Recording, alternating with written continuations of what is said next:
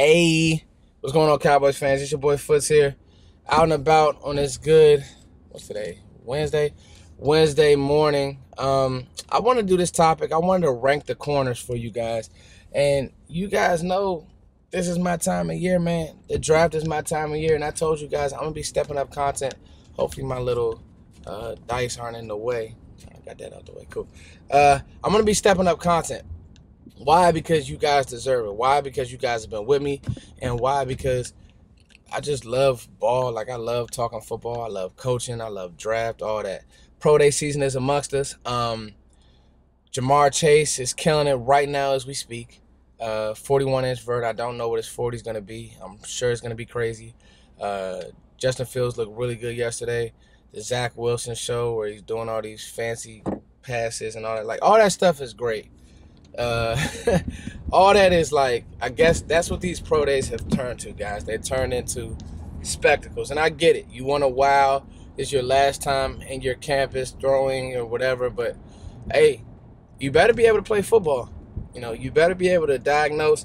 And it was so crazy. I was thinking about this the other day, and I think that one of the most underrated things in sports is, can a guy capture a locker room? Can a young guy capture a locker room? Like, that's big.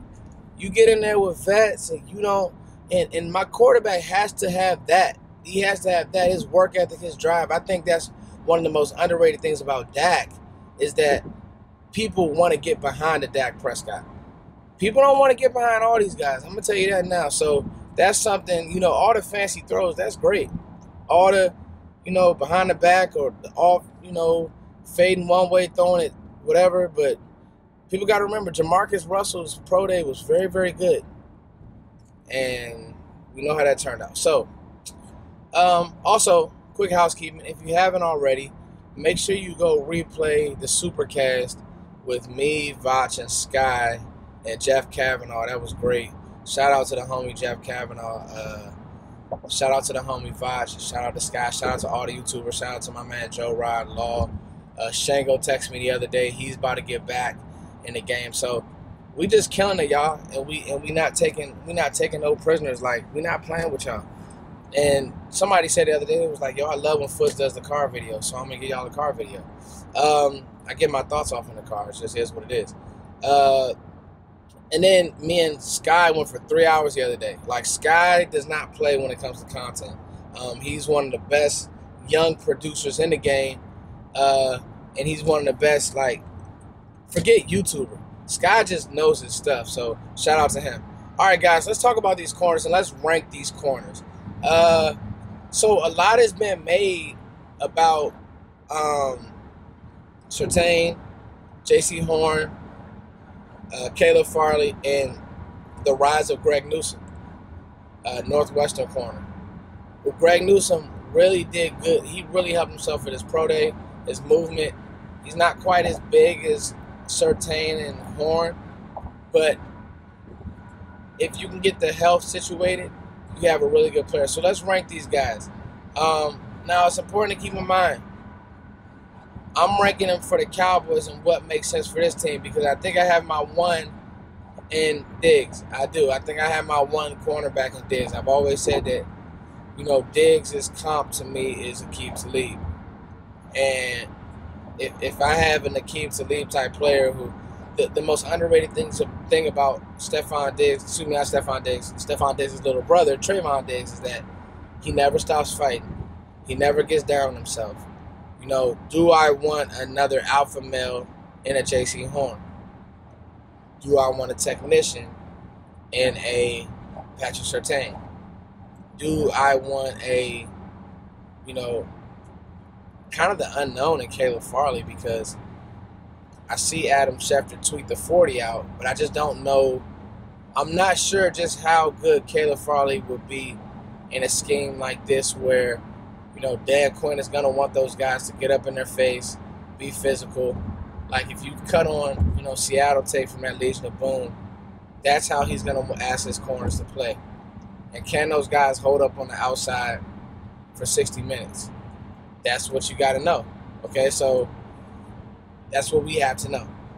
So anyway, And doing that and asking myself, and then you have Greg Newsome, who is a wild card who's shooting up, and you see things in his tape where they asked him to do a lot of off man cover three things. Like he wasn't impressed as much as Surtain and Horn. He didn't follow like Horn, but your mind and what you see, what your eyes are telling you that Greg Newsome can do some nice things, and the athleticism also showed that in his hips and the turn and all of that at the pro day was nice. Like Greg Newsome's pro day, his pro day, him and Rashawn Slater's pro day at Northwestern was really, really nice. It just was. So I wouldn't be surprised if, because of now the injury, that he goes before Caleb Farley. I wouldn't be surprised if that happened. So anyway, I'm going to go Caleb Farley at 4, guys. I think that Caleb Farley has the size that you want.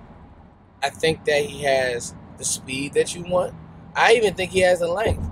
I don't know if he's seen enough big-time competition that, whereas if he came in as a young corner, whereas Diggs had some rough games early, but his confidence wasn't broken. I think that's a testament to the guys that he's played against at practice, the guys that he's played against.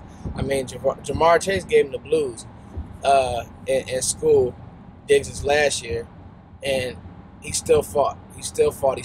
He came in this year. McLaurin gave him the blues. He had to go up against Julio Jones. They gave Trevon Diggs a hell of a gauntlet, and he came out. That's what the cornerback position is.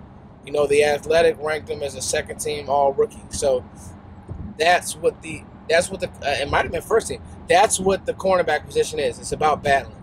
I don't know if Caleb Farley has that in him because, first of all, he didn't play last year. He already has a back situation this year, which it just scares me. And when I watch film, I see him 10 yards off the ball. I don't know the caliber of receivers that he's played against and that he's shut down, and I just don't know the adversity that he's been through. So that scares me. So I'm going to go with Caleb Farley at 4. I'm going to go with Greg Newsome at 3. Here's the thing with Newsome. Newsome at 3, that could be a trade back in option to the second round. Let's say you go Pitts or Slater or you go offense, and Newsome is still hanging around because, one of the Georgia corners, Campbell, or one of those guys, somebody falls in love with those guys, Stokes, and Newsome is maybe one of the forgotten guys. He's a guy that I would trade back up for if I'm wiped out and I really want the position, because I just think that highly of him. I like Newsome. I like his grit. I like his eyes. His eyes are really good. When you watch him, watch how he plays that bell technique in his eyes. He's rarely fooled. He's rarely route combinations don't mess with him, and that's what I like about Greg Newsome a lot. So I have him at 3. I have Patrick Surtain at 2. So you guys already know who 1 is. I like Patrick Surtain a lot. You know what? The pro day actually raised him in my mind, but then I had to go back and say, Foots, you got to remember what your value is, what your values are as an analyst, more or less. And I'm gonna always trust the film. I like Surtain, and just certain things that scare me. Now, he could come in and he could be Marlon Humphreys because he's physical. He's a big dude. So when it comes to those bigger receivers, that's who, like the DK Metcalfs and the bigger guys that kind of bully folks, they won't be able to do that against Surtain. Honestly, he has the technique, and he stays so square all the time. Like he is a model of how you want to play the position. He stays square so much that even quicker guys and short end breaking stuff won't give him fits because he's so technically sound. He really, really is. The issue that you'll have with Surtain is the long speed. So guys that can run, I think that may give him